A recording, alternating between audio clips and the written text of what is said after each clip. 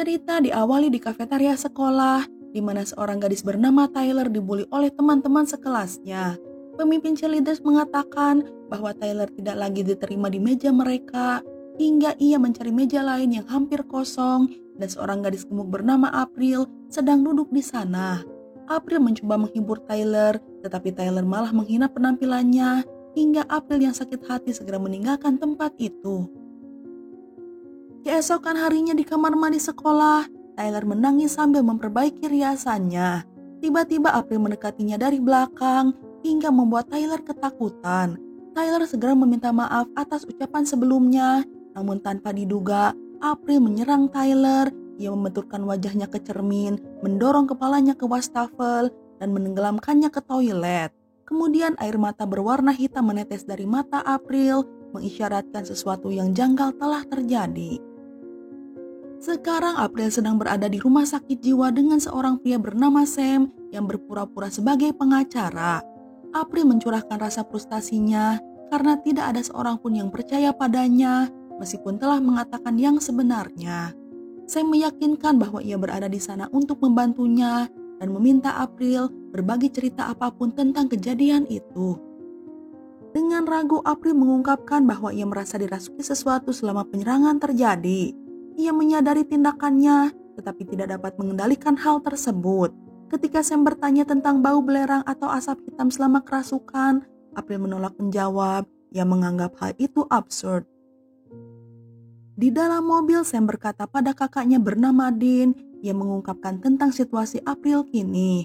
Sam yakin April mungkin kerasukan hantu, meskipun mereka belum melihat tanda-tanda seperti asap hitam dan bau belerang. Sam kemudian menyarankan agar mereka pergi ke sekolah untuk menyelidiki masalah tersebut. Dean awalnya menolak, yang menertawakan Sam atas pengalaman masa lalu mereka di SMA tempat mereka bersekolah dulu. Ia mempertanyakan motif Sam untuk kembali ke sana, namun demikian akhirnya Dean pun setuju setelah Sam terus memaksanya.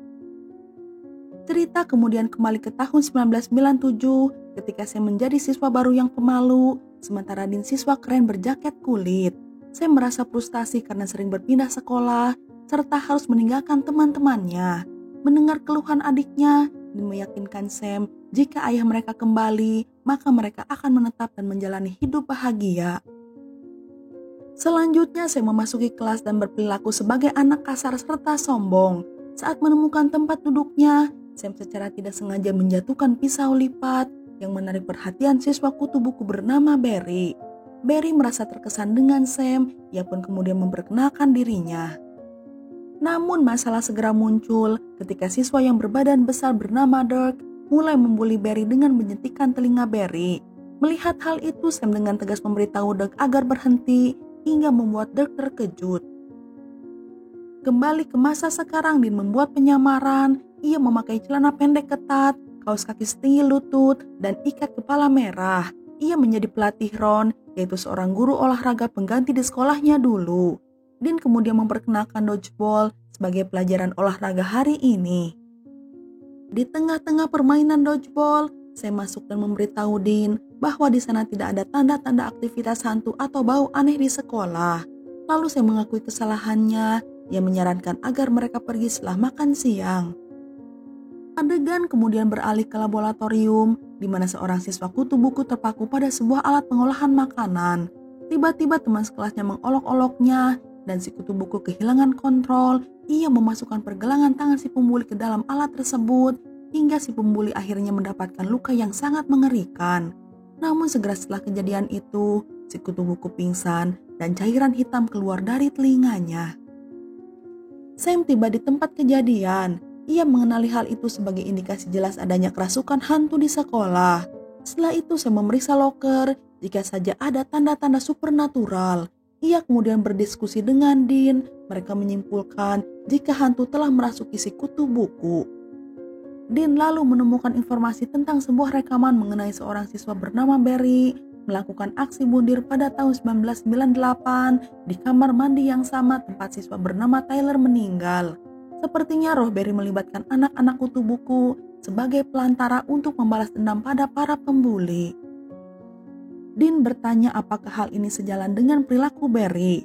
Sam merespon dengan rasa sedih, di mana kehidupan yang dialami Barry sangat sulit, dan Sam juga mengenalnya secara pribadi.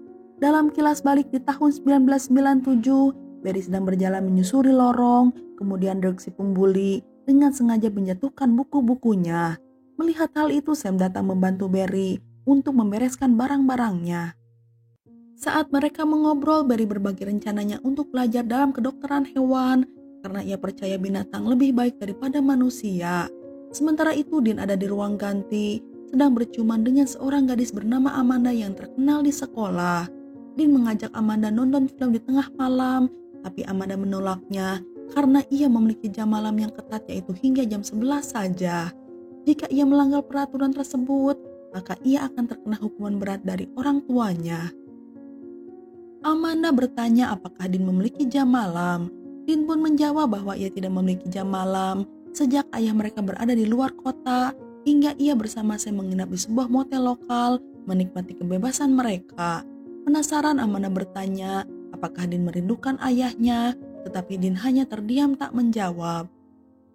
Saat Sam dan Barry sedang berjalan di lorong, percakapan mereka disela oleh Dirk yang mendatangi Barry lagi. Sam mengajak Barry untuk pergi karena ia tidak mau berkelahi, namun Dirk malah memprovokasi Sam. Barry dengan cepat pergi mencari guru untuk meminta bantuan. Namun saat Sam mencoba berjalan pergi, Dirk meraih bahunya, membalikkan badannya, lalu meninju wajah Sam. Dengan penuh amarah, Sam ingin membalasnya, tetapi sebelum ia memiliki kesempatan, Pak Guru datang dan menghentikan perkelahian tersebut. Di masa sekarang, Sam dan Dean menemukan makam Barry, lalu melakukan ritual agar roh Barry tenang. Mereka mengucapkan selamat tinggal dan meninggalkan lokasi setelah membakar tulang-tulangnya. Selama berkendara, Sam membayangkan persahabatan masa lalu bersama Barry. Lalu Dean menceritakan kesulitan yang dihadapi Barry, termasuk perjuangan perceraian orang tuanya, pembulian di sekolah, serta ketergantungannya pada pengobatan. Dean meyakinkan Sam bahwa itu bukanlah kesalahannya. Kemudian Dean mengungkapkan kelegaannya karena meninggalkan kota itu dan sekolah tersebut. Kembali ke tahun 1997, Dean mengkonfrontasi Sam tentang perkelahiannya dengan Dirk. Dean mengungkapkan keinginannya untuk membalas dendam, namun Sam menegaskan bahwa ia tidak membutuhkan bantuan dari Dean. Sam menjelaskan bahwa ia menahan diri untuk tidak melawan karena ia ingin terlihat seperti siswa normal. Mendengar ini, Dean mempertanyakan pandangan Sam, apakah dianggap normal untuk tidak mempertahankan diri. Sam menghindari menjawab pertanyaan, ia mengganti topik dengan bertanya apakah Dean menerima kabar dari ayahnya. Dean memberitahu Sam bahwa pekerjaan ayah mereka akan membutuhkan setidaknya 1 minggu lagi. Lalu Sam bertanya bagaimana hubungannya dengan Amanda. Dean mengungkapkan bahwa Amanda ingin dirinya bertemu orang tuanya dan hal itu membuatnya tidak nyaman. Setelah kelas usai, guru Sam bernama Pak Watt memintanya untuk berdiskusi. Pak Watt mempertanyakan cerita non-fiksi yang ditulis Sam tentang menghabisi manusia serigala di musim panas. Sam berpikir ia mungkin akan menerima nilai jelek, tetapi yang mengejutkan, ternyata Pak Watt memberinya nilai A serta memuji keterampilannya dalam menulis. Ia kemudian menyarankan agar Sam mempertimbangkan untuk mengejar karir menulisnya.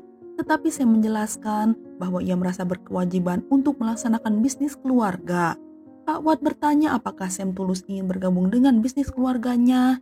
Sam menjawab tidak ada seorang pun yang pernah menanyakan pertanyaan itu sebelumnya.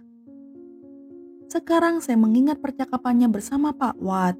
Pak Watt membagikan perjalanannya. Ia bercita-cita tinggi menjadi ahli bedah hingga seorang guru. Terinspirasi oleh Pak Watt, Sam lalu meminta Dean untuk membawanya kembali ke SMA mereka agar ia bisa berbicara dengan Pak Watt. Kemudian saat berjalan menyusuli lorong, Sam didekati oleh seorang gadis yang sedang mencari arah. Sam membantunya, tetapi anehnya ia tiba-tiba menusuk Sam. Gadis itu ternyata sedang dirasuki dan Sam melawan menggunakan garam untuk mengusir hantu darinya. Setelah itu Dean menawari Sam minuman. ketika mereka mendiskusikan rencana untuk menghadapi hantu. Sam bingung mengapa si hantu tahu namanya, mengingat mereka sudah membakar tulang Barry agar roh Barry tidak mengganggu lagi. Saat Dean memeriksa file, ia menyadari bahwa ketiga korban menumpang bis yang sama. Mereka pun menyimpulkan jika hantu itu ada kaitannya dengan bis sekolah. Kemudian mereka menyelidiki bis dan menemukan medan elektromagnetik yang menunjukkan ada hal gaib. Karena tidak ada kematian yang terjadi di bis, maka mereka harus mencari hubungan roh dengan bis tersebut. Sementara itu Dean menggeledah kompartemen pengemudi dan menemukan surat izin bis milik Dirk McGregor Senior, yaitu ayah dari Dirk. Dalam kilas balik di tahun 1997, Dirk menjegal Barry saat mereka menuju bis. Sam turun tangan tetapi Dirk mendorongnya ke tanah lalu mengejek Sam. Sudah hilang kesabaran, Sam akhirnya melawan Dirk. Dengan terampil Sam menghindari pukulan Dirk dan menghantamnya dengan kuat. Ia memanfaatkan keterampilan yang diperoleh dari ayahnya yang ternyata berprofesi sebagai pemburu hantu. Sam memenangkan pertandingan dan memberikan Dirk julukan Dirk si brengsek. Semua siswa mulai melantunkan nama panggilan baru Dirk dan Dirk pergi dari sana dengan perasaan malu.